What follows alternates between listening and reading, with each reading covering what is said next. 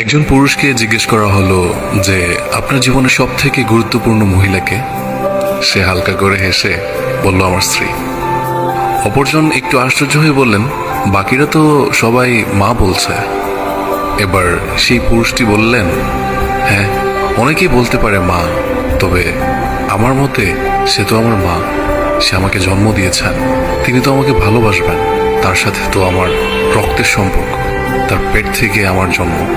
তবে আমার স্ত্রী, তার সাথে তো আমার কোনো সম্পর্কই ছিল না, তাও সে আমাকে ভালোবেসে আমার পাশে দাঁড়িয়েছে, আমার জীবনের সব সময় আমাকে শক্তি দিয়েছে।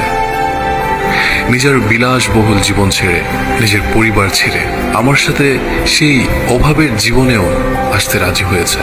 সে শুধু আমার ভালোবাসার কথা ভেবে। তাই সেই আমার জীবনের সব থেকে বেশি গুরুত্বপূর্ণ মহিলা। তোমাকে পেয়ে আমি সব থেকে খুশি, জানো।